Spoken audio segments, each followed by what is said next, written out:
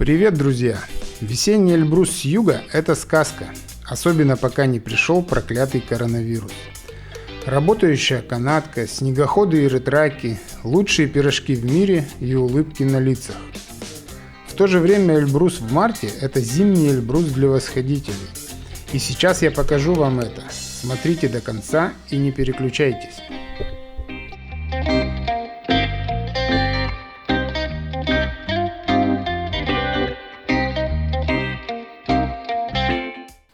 Доброе утро. Вот тут мы живем. Первая ночь была холодной. За бортом минус 15, а в домике минус 13. Я спал в термобелье, закрывался пуховкой поверх спальника, подстилал под него все вещи и все равно слегка мерз.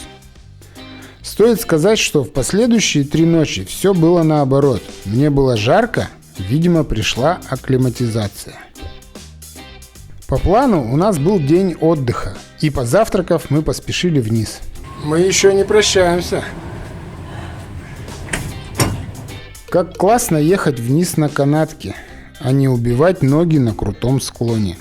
Это еще одно преимущество юга перед севером. Внизу Руслана осенило, что нужно встать на учет в местное МЧС. Здравствуйте, группа альпинистов 2 человека, хотим на Эльбрус подниматься. Короче, позвонили мы в МЧС, и нам приказали лично явиться. Хотят посмотреть на наши лица. Эльбрус юга классика.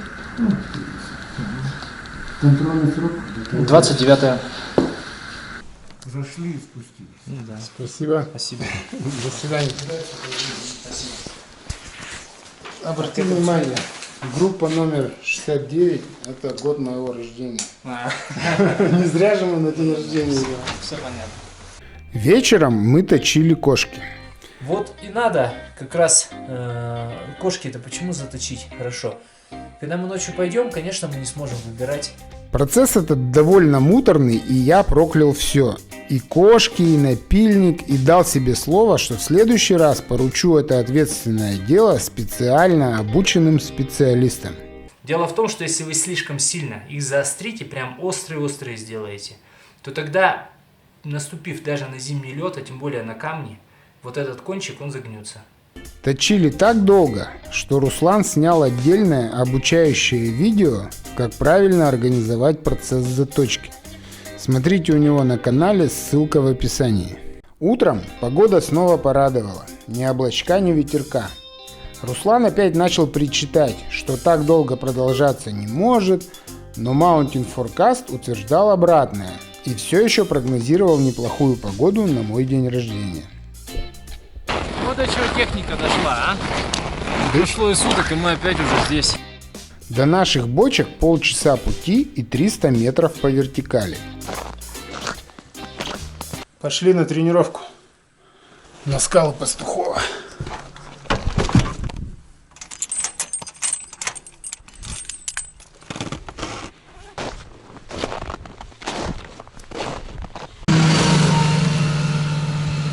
Сегодня по плану у нас акклиматизация, разведка снежно-ледовой обстановки и тренировка. Идем вверх и встречаем лыжников и сноубордистов. Для них это топ, а для нас только начало.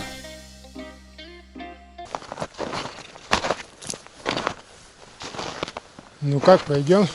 Где-то на 4400 одели кошки и системы. Четверевка у нас 30-ка.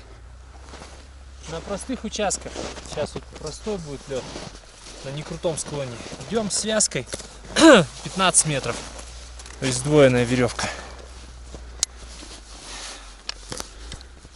Как только становится хреново, нужны буры или нужна страховка, значит переходим на связку в 30 метров.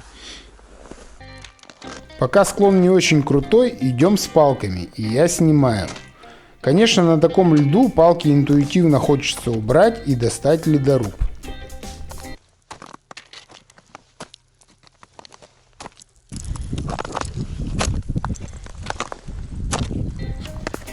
Для тренировки проходим несколько некрутых ледяных полей. Кошки точили не зря. чувствуем себя уверенно.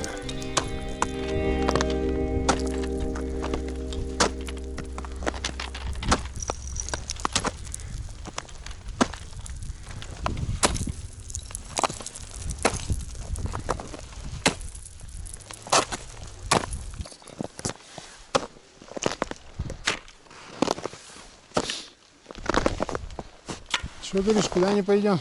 Мы пойдем ночью. У меня будут висеть здесь буры. Все. Как только мы дойдем до участка, до какого-то места, вот я дохожу, что я чувствую, что отсюда уже можно сквозануть очень быстро и неприятно, я заворачиваю в бур. А ты просто остановишься, ты будешь на 30 метрах ниже меня. И все пойдет так же. То есть только веревка пойдет уже не просто болтаться, а она будет пропущена через карабин. Ты остановишься, я почувствую, нет, ты остановишься, я почувствую, что веревка натянулась, я вкручу бур. Ты как увидишь, что я вкрутил, выворачиваешь этот бур. Команды давать никакие не надо, орать не надо, там темно, ночь и так далее, тут не надо об этом. Просто вот ты видишь, хоп, я уже завернул бур, все, вот веревку прощелкнул, ты сразу вывернул бур. Мы друг друга держим на вытянутой веревке, это и есть наша страховка. У меня получается нижняя страховка, у тебя верхняя.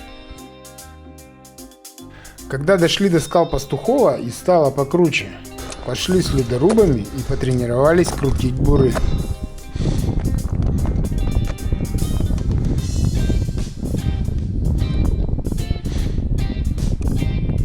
Дошли до скал Пастухова. Тут такая прямая, ровная фирновая дорога. Комфортная достаточно. Мы находимся на высоте 4700 на скалах Пастухова. Тут у нас дневка.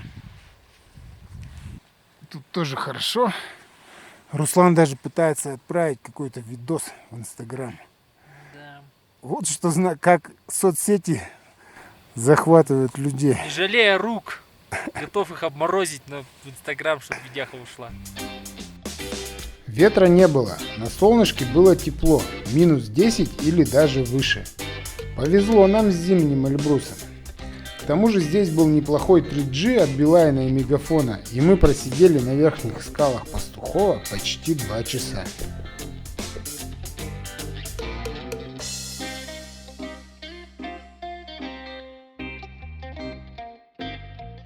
И жизнь хороша, и жить хорошо. В марте на зимнем Эльбрусе. Вон, видите, откуда мы сегодня пришли? Вон там.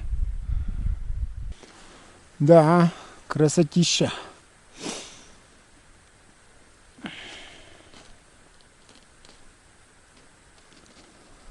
Вот наша веревочка. А вот туда нам завтра идти. О, кажется, близко, блин, а топать и топать. Ну, отсюда-то недалеко. Потом мы быстро спустились по ретрачной дороге, но по пути Руслан не удержался и показал урок. 3 техники передвижения в кошках по льду. Кому интересно, ссылка в описании.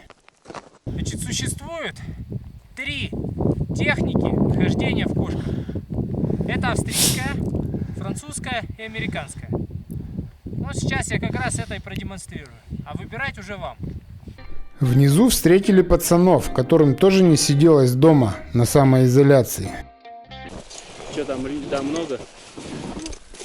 Вы в кошках? Кошки есть? Не, мы сейчас пока просто прогуляться. Ну еще подышать. метров 150 без льда можно идти. Ну вот, за скалами уже лед. Ну, в общем и целом, неплохо очень даже. Вот сейчас вот мы сходили, получается, на скалы Пастухова, спускались вот просто из льда. Вот. Над Эльбрусом подозрительные облака, которые предвещают непогоду. Признак непогоды. Ну ладно, что, молиться будем? Да, что Mountain Forecast. Вот сейчас вот мы шли. Я думаю, мы сейчас придем на бочке. И я тебе скажу, везде есть какая-то плохая и хорошая сторона. И на зимнем Эльбрусе есть и плохие, и хорошие стороны. Я хотел тебя спросить, какая самая хорошая сторона на зимнем Эльбрусе? людей нет. Это Вот. Я тоже хотел это сказать, и тут нам встречаются. Нет, но все равно, несмотря на людей, вот которые, ну здесь реально никого. То есть стоит только 4400 вот отойти с этой ратражной дороги, и все, и ты один на горе. Вот это, конечно, да. Короче, сегодня после 7 часов вечера выше нас не будет на горе никого. Вот. Чего и вам желаю, чтобы не заразиться коронавирусом. На 4200 нас ждали гостеприимные бочки и наши теплые спальники. 1,3 плюс. Это вам не минус 13 по утрам. Сегодня утро нас встретила непогодой. Все затянуто и идет легкий снежок. Правда, через 2 часа выглянуло солнце и погода стала налаживаться. Сегодня нам предстоял день отдыха. Мы поднялись на ближайшие скалы, чтобы поймать 3G и выйти в эфир. Отдыхали, готовили снарягу и собирались лечь спать часов в 7 вечера, чтобы ночью выйти на гору. Mountain Forecast обещал нам немного снега к вечеру, но зато ясную и почти безветренную погоду ночью и утром. Так много надо.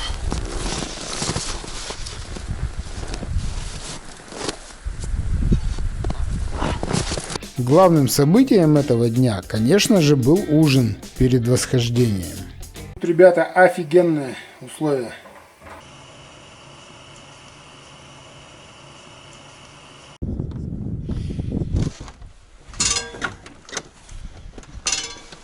О, а запах-то какой! Что сегодня у нас на ужин? Вау, гречка с мясом. Вот народ сейчас сидит в России, наверное, давится уже, не может смотреть на эту гречку, все скупили. Такой ужин заядлые туристы назвали бы мясо со вкусом гречки. Мы проснулись в 12:30, не спеша собрались. После мяса со вкусом гречки есть не хотелось, и мы только попили чай. Ну что, Дима, с днем рождения. О, точно, уже же день рождения, спасибо. Давай, удачного восхождения. Присядем на дорожку. Ну ладно, с Богом. В 1:30 вышли в открытый космос, поджидавший нас за дверью домика. Было не слишком холодно, градусов 15. Ветра не было и шлось легко. Дошли мы до начала скал Пастухова. Ну не до начала еще не дошли, но здесь уже начинается лед, поэтому сейчас связываемся, достаем ледорубы, убираем палки, идем. Заметьте, впереди нас идет животное, и она точно идет, вот сейчас присыпан лед, точно идет по нашим спусковым следам. Прям вот точь-в-точь. Как будто путь показывает. Я был в ботинках La Sportiva G2, но так и не понял, мерзнут у меня ноги или потеют. Где-то через пару часов подъема температурный баланс перестал меня беспокоить. В темноте мы немного покрутили буры для страховки, и часам к 6 забрежил рассвет. Начинается рассвет. Подходим к старому заметенному ратраку.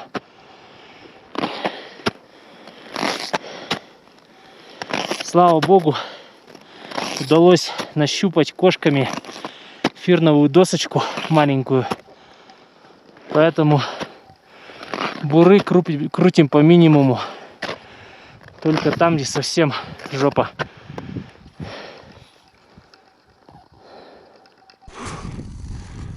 Мы вышли к вмерзшему ратраку на высоте около 5000 метров. Че, отдохнем? Да, немножко постоим. Давай мне буры. Ну так, периодически хорошо идется. По фирному вот эти полочка какая-то попадается под ногами. Так ледок проскакивает, конечно. Так, надо тут точку забить.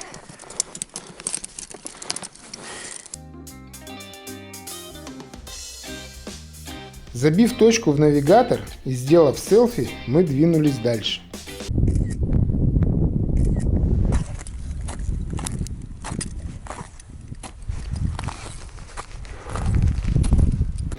Вдруг солнце показалось из-за горизонта, осветив розовыми лучами склон Эльбруса, фирн, ставший волшебно-розовым, и красный комбез Руслана, дополнивший картину нереальных красок. И тут фотографы поймут меня. Только они знают, каким недолгим бывает освещение композиции, подаренное нам природой. Пока я снимал варежки и доставал iPhone, солнце скрылось за облаком, располагавшимся выше, и волшебство пропало.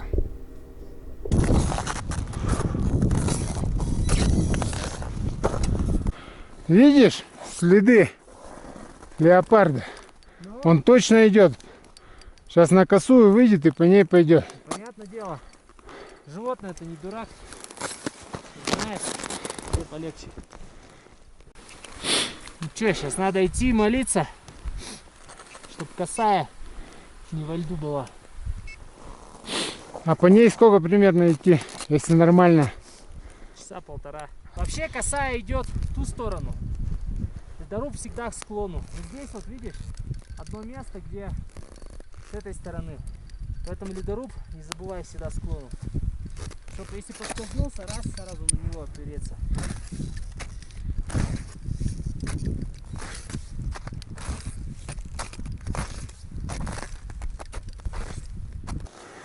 Вот этот наш леопард съел по дороге птичку. Вот его следы, вот птичка. Мы поднимались по следам какого-то животного. Как мы потом поняли, это была самка снежного барса, снежная барсучка. На косой полке она съела птицу, оставив перья после своего пира. Она шла четко по дороге, которой пользуются восходители, и следы вели через седловину на северную сторону Эльбруса. Ну вот так вот, медленно и печально, подходим к седловине Эльбруса. Ветра нет, дубак только. Мы шли почти без отдыха, останавливаясь только по необходимости, убрать палки, забить точки в навигатор, и первый раз отдохнули только на седле. После седла начались перильные веревки, оставшиеся с лета. Правда, шли они по тропе, которая съехала, покосилась, обледенела, то есть тропы из себя не представляла. Мы страховались через карабин, который цеплял Руслан, а я снимал. Так сохранялась максимальная скорость передвижения. Чтобы иметь 4 точки опоры на таком кривом склоне, я взял палку в правую руку, а в левую ледоруб. Так было значительно комфортнее.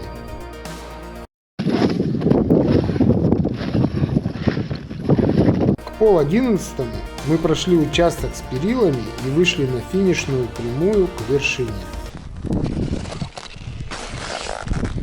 Вот тут становится видна настоящая вершина. А вот эта слева, которую видно оттуда, это ложная. Вон Руслан нагоняет. Осталось полчаса. Даже меньше.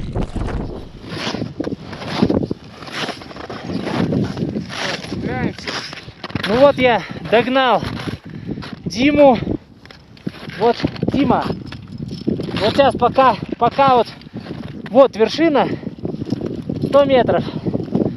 10 часов без малого, 10. Мы херачили наверх. Достаточно по непростому рельефу. Со льдом, с опасностью. Всю ночь. Вот расскажи, что ты сейчас чувствуешь? Еще ничего. Вот так, друзья. Я тоже ничего. Надо потому что подышать, надо отдохнуть. Сейчас Это мы на реально. вершине отдохнем и почувствуем.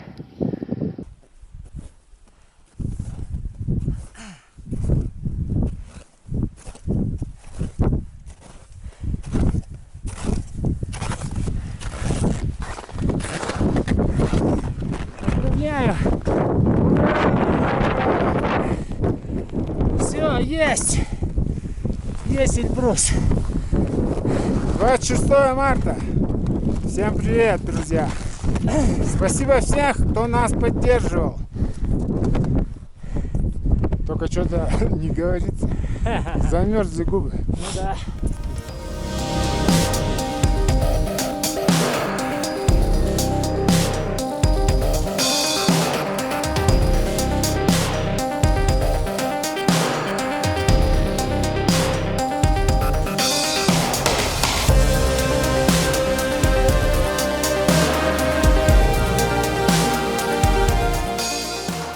Как видно сверху, на вершину Эльбруса ведут 3 ребра с юга, с запада и с севера.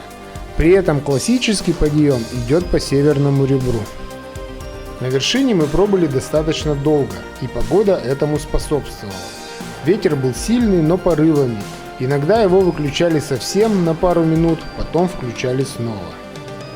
Вы помните, что основной плюс зимнего Эльбруса – отсутствие народа. Мы ощутили это в полной мере. Фотались по одному, по двое, с флагом и без. Кстати, обратите внимание, как сейчас выглядит вершинный знак.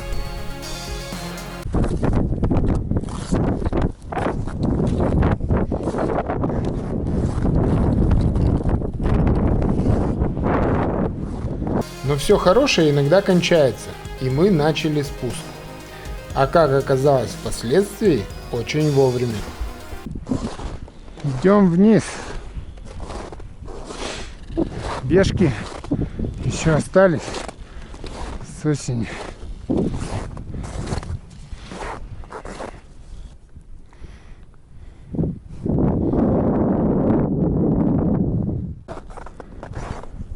На спуске до седла вдоль перил было гораздо сложнее, чем на подъеме.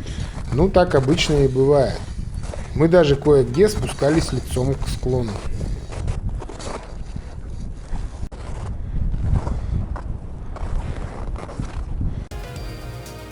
На седле снова передохнули, попили кисель, съели вроде чего-то и поспешили вниз.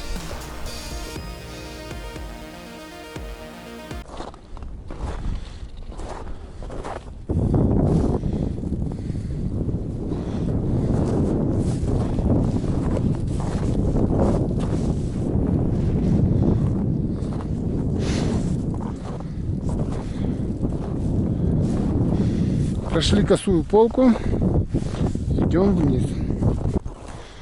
Вот еще следы одного животного, уже побольше. После косой полки нас накрыла облачность. Видимость 20 метров. Но было уже понятно, куда идти, и мы медленно, но верно, закручивая буры на опасных участках, спустились к нашим бочкам. Восхождение заняло около 15 часов. Сил совсем не осталось, поэтому по приходу мы чуть-чуть перекусили и в 6 вечера завалились спать. Проснулись только с рассветом. Эльбруса не видать. Все затянуло. Мы закрываем бочки и покидаем этот гостеприимный уголок.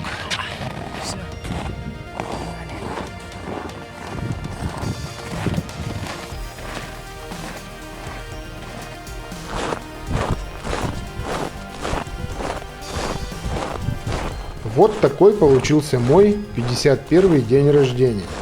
Спасибо коронавирусу. Какая вершина меня ждет через год? Самому становится интересно.